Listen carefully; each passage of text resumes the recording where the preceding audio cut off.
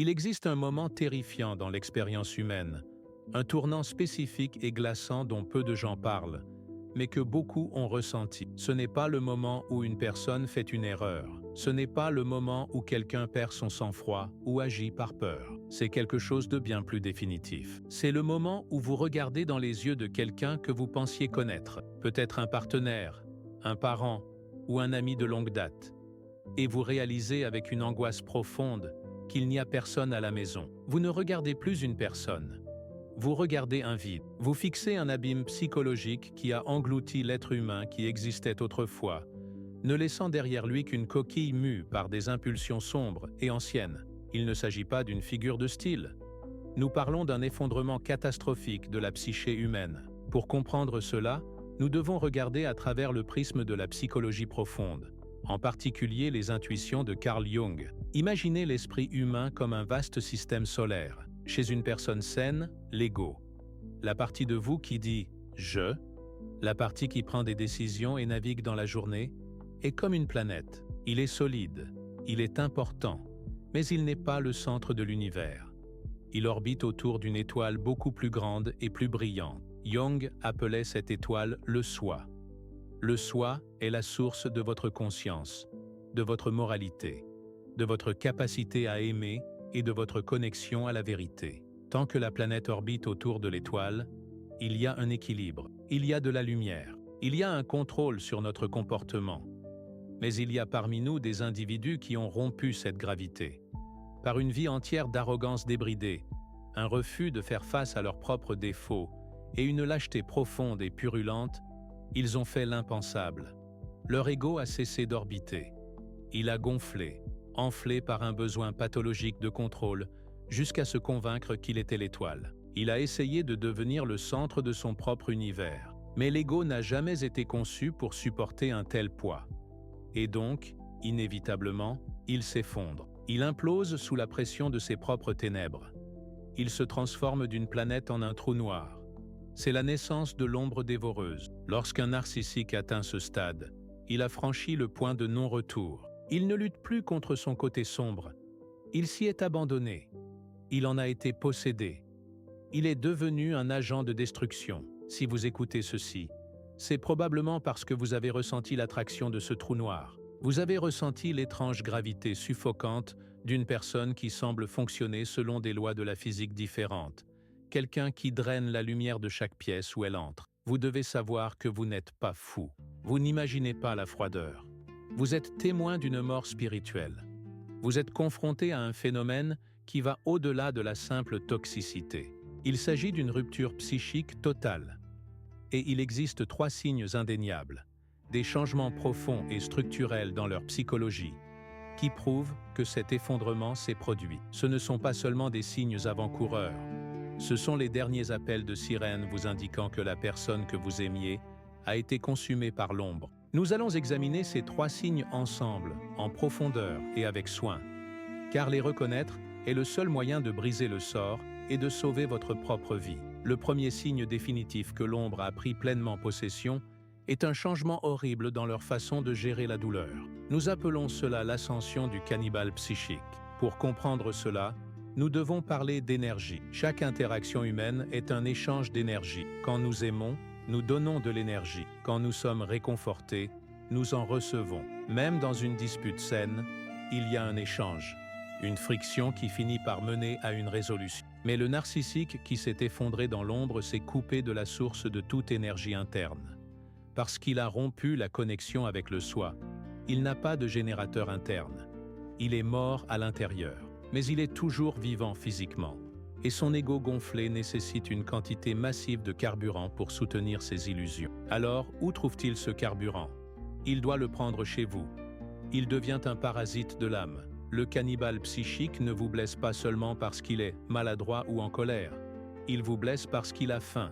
Votre douleur est sa nourriture. Votre détresse est sa charge de batterie.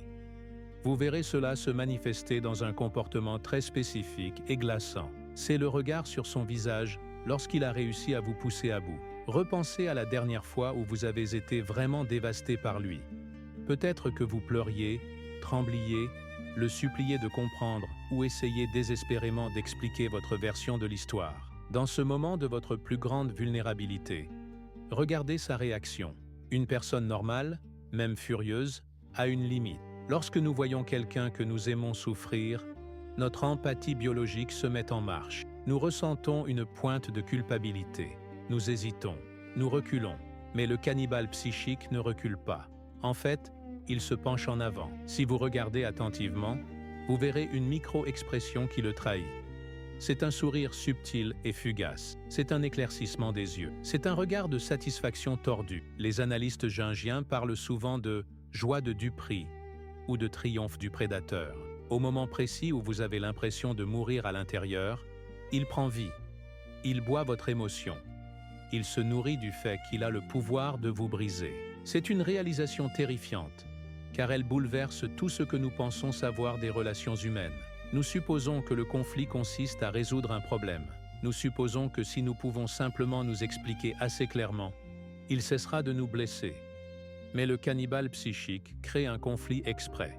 Il fabrique le chaos parce que la paix ne lui offre aucune subsistance. Un vous calme, heureux et confiant lui est inutile. Vous êtes comme une batterie scellée. Il a besoin de vous ouvrir pour accéder à l'énergie à l'intérieur. C'est pourquoi il sait exactement où frapper. Il vous a étudié. Il connaît vos blessures d'enfance, vos insécurités les plus profondes, vos peurs secrètes. Un partenaire normal garde ses secrets avec soin, les considérant comme une confiance sacrée. L'individu possédé par l'ombre les considère comme des coordonnées pour une frappe de missile. Il attend le moment où vous êtes faible et il cible ses blessures avec la froide précision d'un chirurgien. Il ne veut pas seulement gagner la dispute, il veut provoquer une hémorragie psychique. Vous remarquerez peut-être qu'après une terrible dispute, une dispute qui vous laisse vidé, confus et épuisé, il semble soudainement aller bien. Il peut même sembler énergique, joyeux, ou prêt à sortir et à s'amuser. Vous êtes allongé sur le sol en morceaux, et il se prépare un sandwich en fredonnant un air. Cette disparité rend les victimes folles. Vous vous demandez, comment peut-il s'en moquer? Comment peut-il éteindre ça si vite? La réponse est qu'il n'a rien éteint. Il vient de finir son repas. Il est rassasié. Il a réussi à transférer votre vitalité dans son vide. Ce cannibalisme crée un cycle de dépendance. Il vous draine jusqu'à ce que vous soyez vide. Puis il peut vous offrir une miette d'affection. Juste assez pour vous maintenir accroché. Juste assez pour vous laisser vous recharger un peu, afin qu'il puisse se nourrir de vous à nouveau plus tard. C'est une stratégie de prédation. Reconnaître cela est la première étape vers la liberté. Vous devez comprendre que sa cruauté n'est pas une réaction à ce que vous avez fait. C'est une nécessité pour sa survie. Il se nourrit de votre destruction parce qu'il n'a pas de vie propre. Une fois que vous comprenez qu'il se nourrit de votre douleur, vous devez examiner le mécanisme qu'il utilise pour s'assurer que vous restez piégé. Cela nous amène au deuxième signe, une profonde distorsion de la réalité elle-même, l'alchimiste des mensonges. Dans les traditions anciennes, l'alchimie était la noble quête de transformer les métaux de base, comme le plomb, en or. C'était une métaphore de l'illumination spirituelle, de la recherche de la vérité cachée dans le monde matériel. Le narcissique qui s'est abandonné à l'ombre pratique une alchimie sombre et inversée. Il prend l'or de la réalité objective, les faits indéniables, les souvenirs partagés, la vérité littérale de ce qui s'est passé, et il le tord systématiquement jusqu'à ce qu'il se transforme en plomb. Il transforme la vérité en une toile de mensonges lourde et suffocante. Cela va bien au-delà d'être un menteur. Nous connaissons tous des gens qui racontent des mensonges pour éviter les ennuis ou pour se faire paraître mieux. C'est différent. C'est une rupture fondamentale avec la réalité. Vous vous souvenez de la métaphore du système solaire effondré? Lorsque l'ego croit qu'il est le centre de l'univers, il croit qu'il a le pouvoir de définir ce qui est réel. Pour l'esprit possédé par l'ombre, la vérité n'est pas quelque chose qui existe en dehors de lui. La vérité est un serviteur. La vérité est tout ce dont il a besoin à cet instant précis pour maintenir le contrôle. Cela crée un phénomène où il devient l'architecte d'un faux cosmos. Il vous regardera dans les yeux avec une conviction absolue et inébranlable, et niera des choses qui se sont produites il y a 5 minutes. Il vous dira que vous vous en souvenez mal. Il vous dira que vous êtes fou, que vous imaginez des choses, que vous êtes trop sensible. Il prétendra qu'il n'a jamais prononcé les mots qui résonnent encore dans vos oreilles. Et la partie la plus terrifiante, au moment où il le dit, il le croit. Parce qu'il a coupé la connexion avec le soi. Il a tué l'observateur interne. Dans un esprit sain, il y a une partie de nous qui observe notre propre comportement. C'est cette voix tranquille qui dit « tu mens » ou « ce n'était pas juste ». C'est la conscience, c'est l'encre qui nous maintient attachés à la réalité. Mais chez le narcissique, cette encre a été coupée. La conscience est morte. Il n'y a personne à la maison pour ressentir de la culpabilité. Il n'y a pas de système de contrôle interne. Cela lui permet de mentir avec un niveau de confiance que les personnes honnêtes ne peuvent pas comprendre. Vous vous retrouvez à vous disputer avec lui, à apporter des preuves, à lui montrer des textos, à lui citer ses propres mots. Et cela rebondit sur lui comme des balles sur un char. Il ne se soucie pas des preuves parce qu'il ne reconnaît pas une réalité qu'il n'a pas créée. Il réécrit simplement le scénario en temps réel. Si les faits ne correspondent donc pas à son récit, les faits doivent être détruits. Cette alchimie inversée est utilisée comme une arme contre vous sous la forme de gaslighting. Mais regardons plus profondément que ce mot à la mode. Ce qu'il fait, c'est une attaque contre votre santé mentale. Il essaie de remplacer votre perception du monde par la sienne. Il veut que vous vous méfiez de vos propres yeux, de votre propre mémoire et de votre propre jugement. S'il peut vous faire douter de votre propre esprit, vous devenez entièrement dépendant de lui pour la réalité. Vous devenez une marionnette dans une pièce qu'il écrit.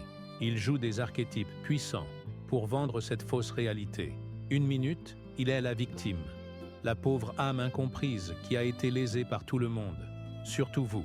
Il pleure, il se lamente, il implore la pitié. Puis, en une fraction de seconde, il se transforme en Eros, le seul qui connaît la vérité, le sauveur, le génie brillant entouré d'idiots, où il devient le juge, froid, distant, rendant des verdicts sur votre caractère. Ce ne sont pas des émotions authentiques, ce sont des masques. Ce sont d'anciens schémas de comportement qu'il enfile et retire pour vous manipuler.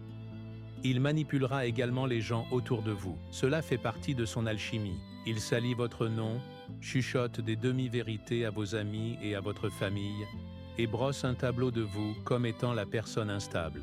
Il recrute des sweat-âmes, singes volants, des complices qui croient à sa performance, et retourne votre propre système de soutien contre vous. Il s'assoit et observe le chaos qu'il a orchestré, insensible à la confusion, en sécurité dans la forteresse de ses mensonges. Ce rejet absolu de la vérité est un signe que l'âme a été fracturée. Une personne qui ne peut admettre un seul défaut, qui ne peut reconnaître la réalité objective, a cessé de grandir. Elle est figée dans un état de défense permanent. Elle protège un château qui est vide à l'intérieur.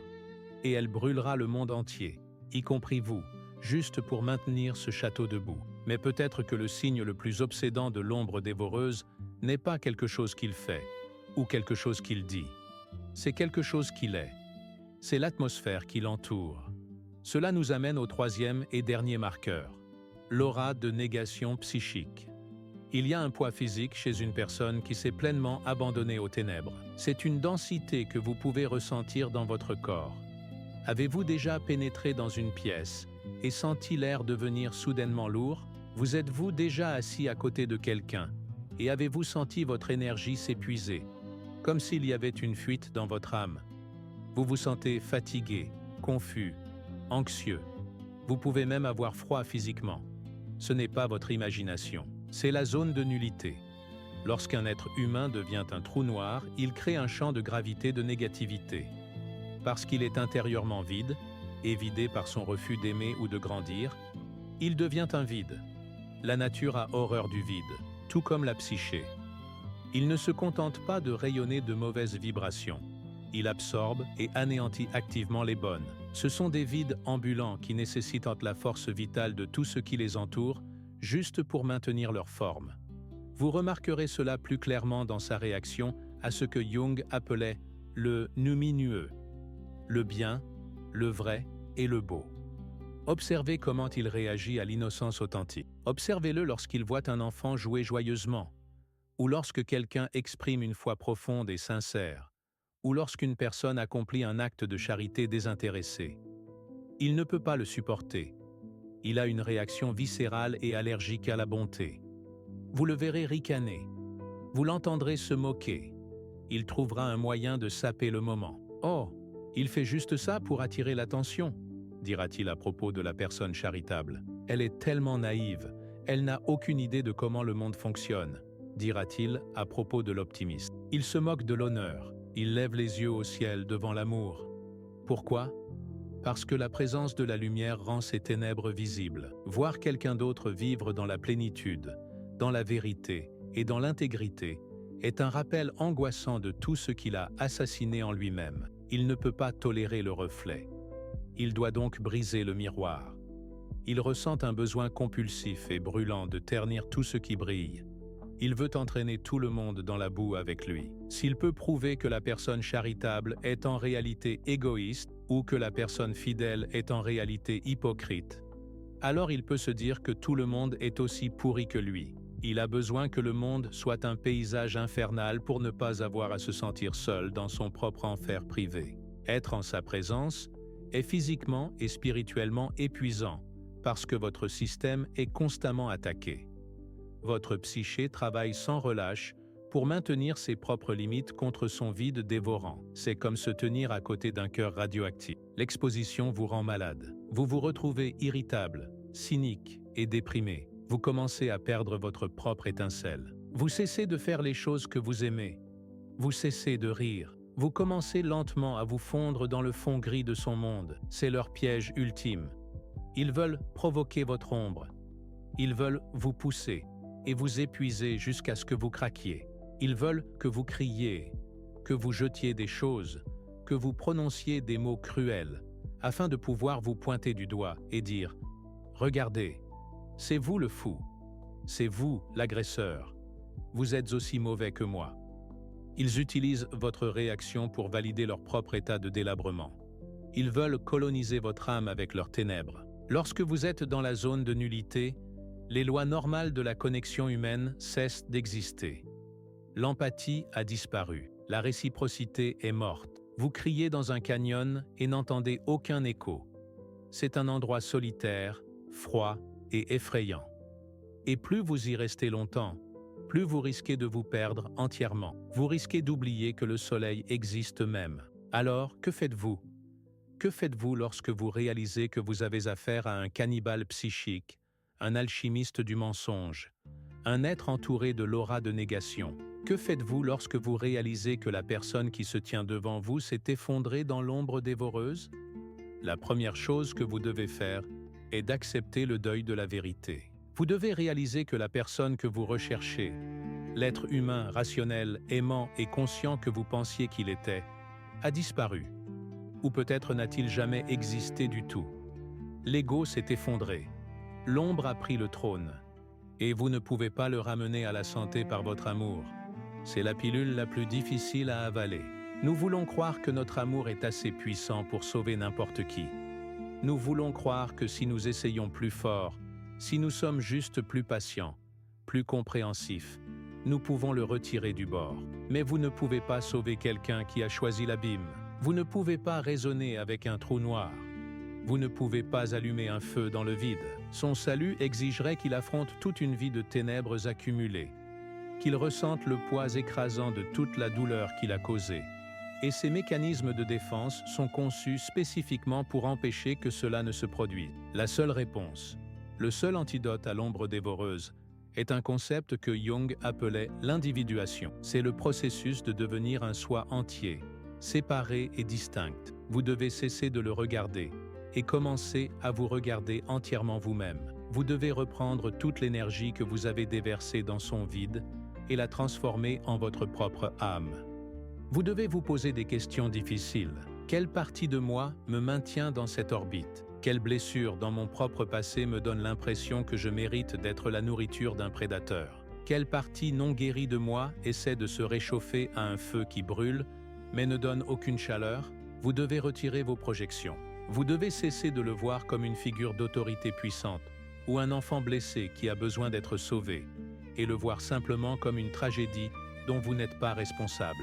Vous devez devenir votre propre planète inébranlable. Vous devez trouver votre propre soleil. Vous devez vous reconnecter avec le soi, cette étoile à l'intérieur de vous qui connaît la vérité, qui connaît la valeur, qui sait que vous n'avez pas été fait pour être consommé.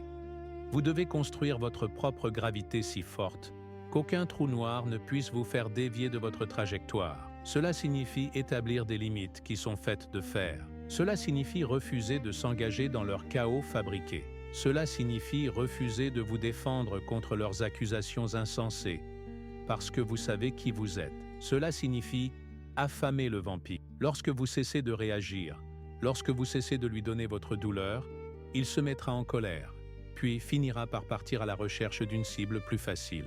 Mais plus importante encore, ce chemin mène à votre propre évolution. Cette terrible rencontre avec l'ombre est une convocation.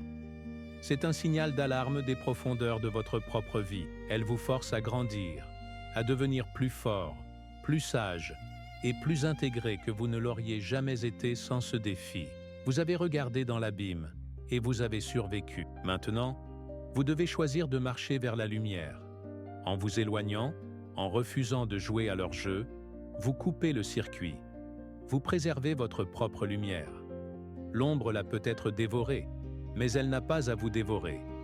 La victoire n'est pas de gagner l'argument. La victoire est de devenir si entier, si ancré et si réel que leurs ténèbres ne peuvent plus vous toucher. C'est le pouvoir du soi. C'est la voie de la sortie. Et cela commence dès maintenant, avec le choix de voir la vérité et de choisir votre propre vie.